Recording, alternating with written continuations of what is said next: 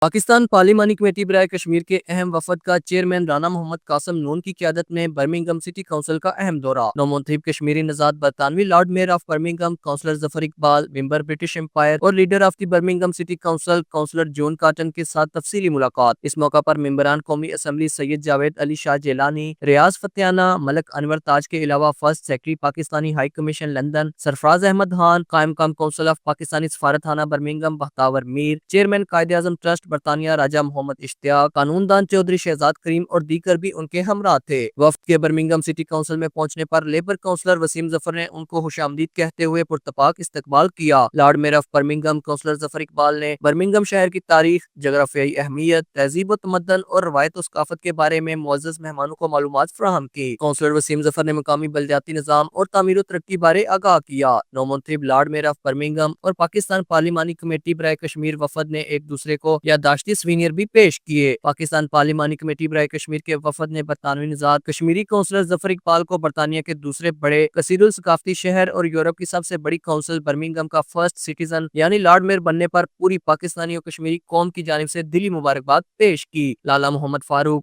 JK news, Birmingham.